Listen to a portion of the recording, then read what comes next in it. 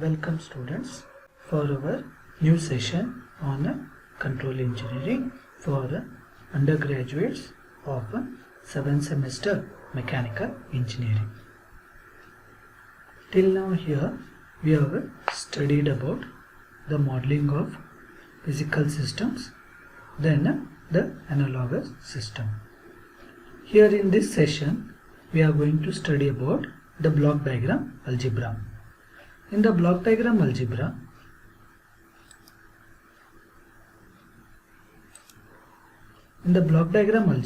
we are going to know about the general representation of a feedback control system, transfer functions, rules of block diagram algebra, and reduction of block diagram to obtain a closed loop transfer function.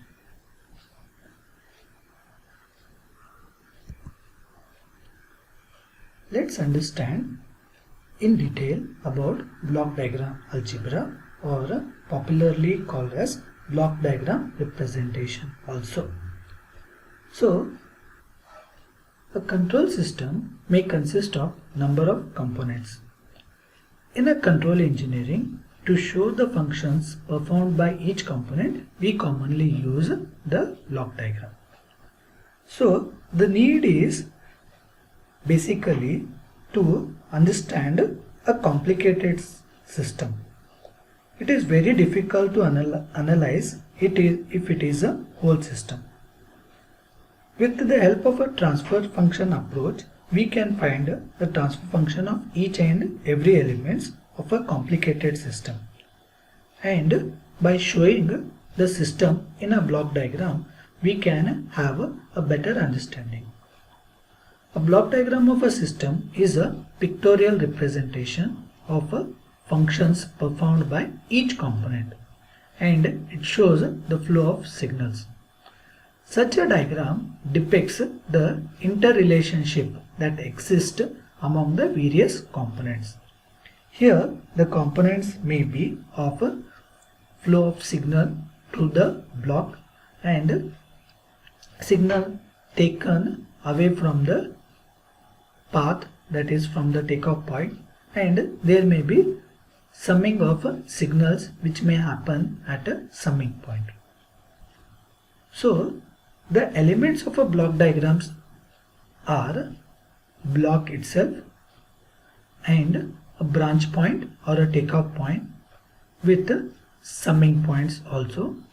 The block diagrams are connected by arrows to show the direction of flow of signals. Next, here is a typical diagram or a block diagram representation. Here we can see that we are having the transfer function written inside the block. Here the transfer function is the gain which is coming out from the input, that is E of S. So the block is drawn usually with its transfer function written inside it. So here this is the block. The blocks are usually drawn either square or rectangular, and inside the block we get the transfer functions of the overall input to output.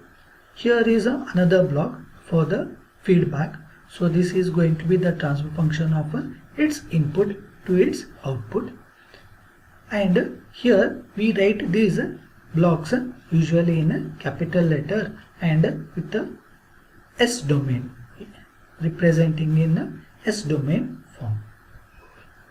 Then here we can see there is a summing point, and it is represented by a circle where signals are algebraically added. And at this summing point there may be the signal output also. In this particular diagram we can see there is possibility of having 3 summing points. Here R of S, and here B of S, and here one more signal can be added, and from this summing point what is happening, there is signal which is going out, that is in the form of error signal E of S. Then here we can see there is a takeoff point used when signal has to be taken out from the signal path. This is the signal path.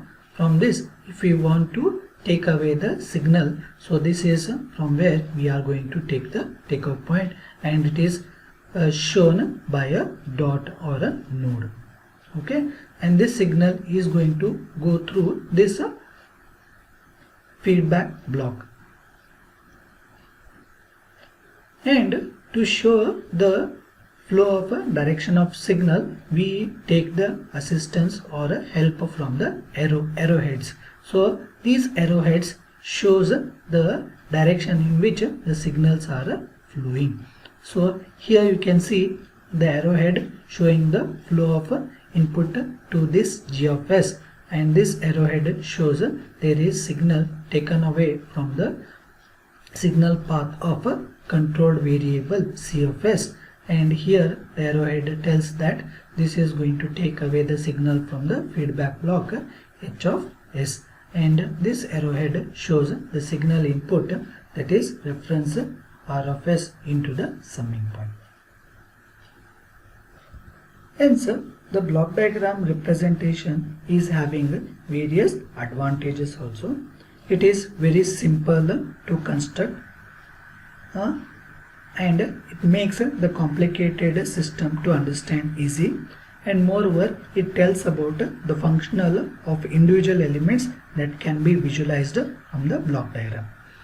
So, and it helps in determining the overall closed loop transfer function, which can be easily calculated by using the block diagram reduction rules. So we'll study about that one in the subsequent slides or in the coming topic. Next, let's know about a simple or a canonical form of a closed loop system. So as we have told that the block diagrams are used to make the overall transfer function of the given system. So how it can be done? A block diagram will be called as a canonical form of representation when it is having one block in the forward path, one block in the backward path, and one takeoff point and one summing point. Then this type of representation of a closed loop system, we call it as a canonical form or a simple closed loop system. Okay, so here is a simple closed loop system. We can see here it is having a forward block. This is a forward block, one forward block, one feedback block, one summing point, and one takeoff point. And from where it has started, it has ended there itself only. So it happens in a loop. Then this type of a representation, we call it as a canonical form of a representation. Here we see that there is R of S, which is called as an input variable, and here we are having C of S, which is a output variable, and this is inside the block. There we are having the G of S, also called as a gain. So feedback forward transfer function, feed forward transfer function, and H of S feed backward transfer function, and E of S the actual error signal or error function, and B of S that is feedback signal, which may be either positive or negative. Let's derive a transfer function of a simple closed loop system or a canonical form of a closed loop system. By definition of our transfer function, we can write G of S is equal to C of S divided by E of S, where C of S is the output of the block, that is G of S, and E of S is the input for the block G of S. Hence, we can rewrite it as C of S is equal to product of G of S into E of S. From the diagram, we can see that we are having an error signal. So this is error signal. Error signal is having an input R of S and a feedback, that is negative feedback, minus B of S.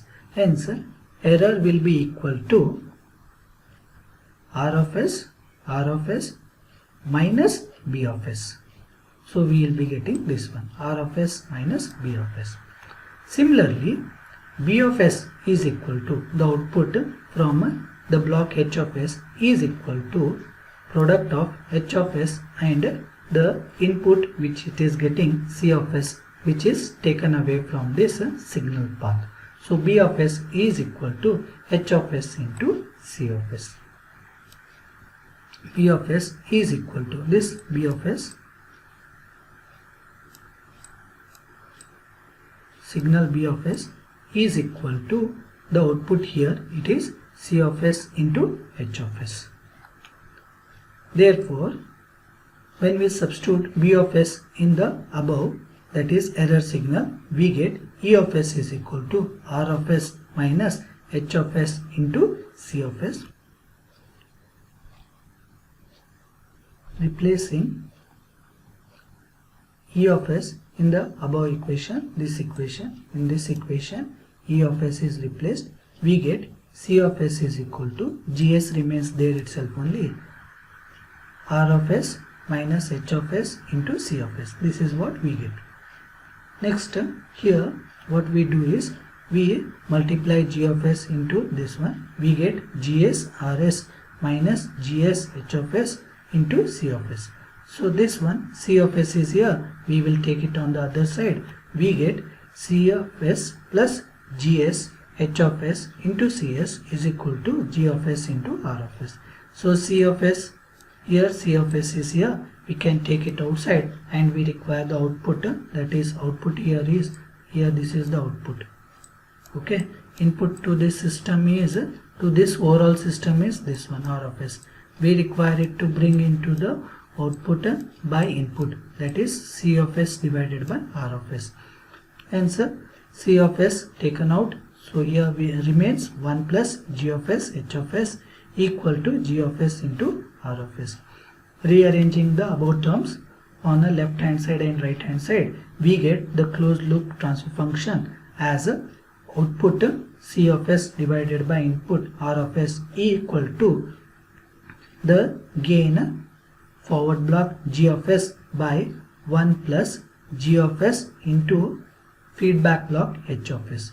When we are having a negative feedback, keep a note, when we are having a negative feedback, here we see a positive signal, plus signal, when we have taken the negative feedback. So we see this one. So positive sign is for a negative feedback and we use negative sign for a positive feedback. So here, for that reason, we represent it like this, negative and positive, minus plus feedback. So this can be represented into a single block like this. So the block is getting reduced or it is getting merged here, and we can write it into one single closed loop transfer function. This is called as a closed loop transfer function. So the elements in a closed loop transfer function is the overall transfer function of this one, that is G of S divided by 1 plus or minus G of S H of S, and input for this one is R of S and output is C of S. So to remember, in the numerator we have the forward block, in the denominator we have, if there is only one feedback, that is 1 plus or minus G of S, the forward block, into H of S. This is called as the closed loop transfer function or CLTF for the given diagram of a simple canonical form which need to have one forward block, one feedback block and one summing point and one takeoff point. Then we can write it here. So if it is negative, it will be positive. If it is positive, it will be negative. Next, we'll understand the rules for block diagrams reduction. In any complicated system, if it has to be brought into a simple form, it is necessary to know the rules. Similarly, the block diagram can be reduced to find the overall transfer function of a given system. The following rules can be used for a block diagram reduction. The first one, combining blocks in a cascade or a series. Second, combining parallel blocks. Third, the associative law for a summing point. Fourth, eliminating the minor feedback loop. Fifth, shifting a summing point before a block. Sixth, shifting a summing point after a block. Seventh, shifting a takeoff point before a block. And eighth, shifting a takeoff point after a block. These are 8 basic rules which are going to be applied. Next, there are 2 critical rules, that is rule number 9, shifting a takeoff point after a summing point, and 10th, shifting a takeoff point before a summing point. These two last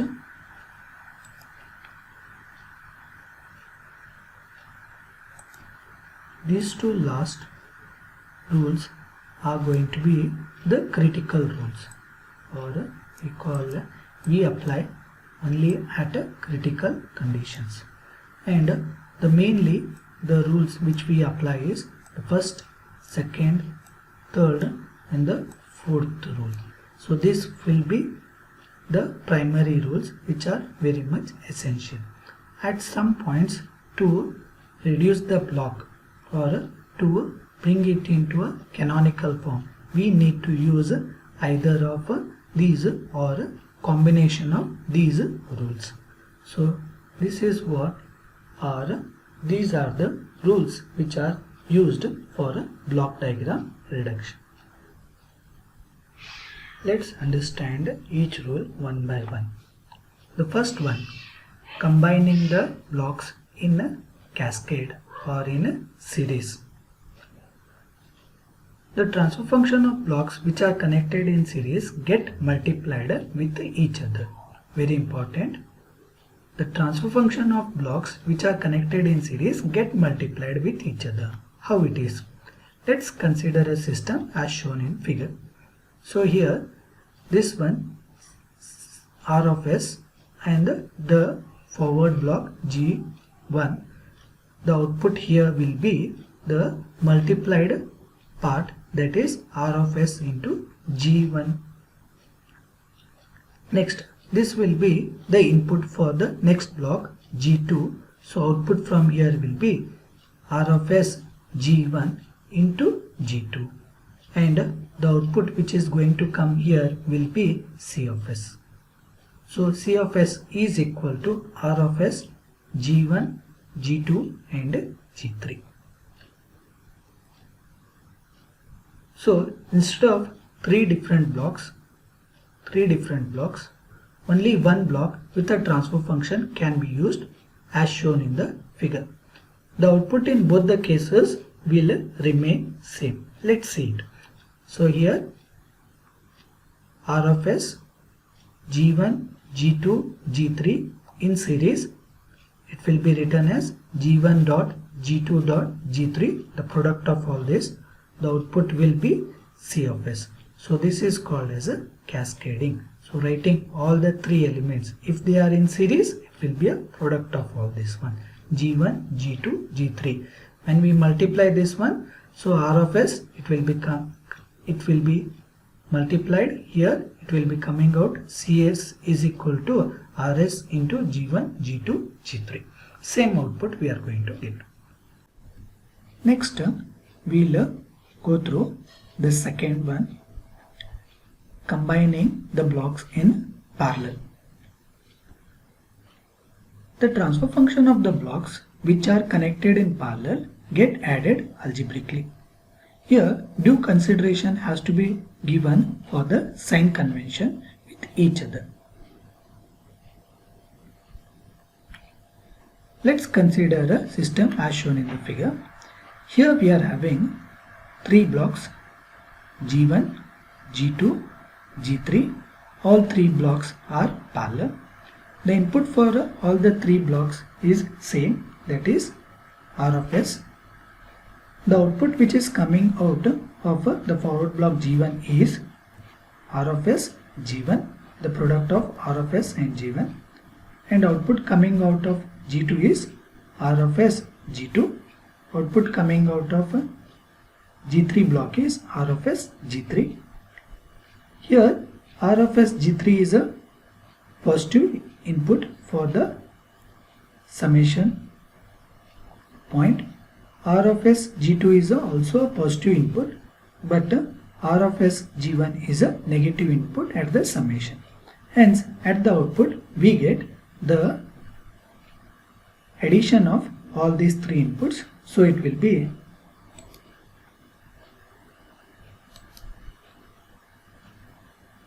R of S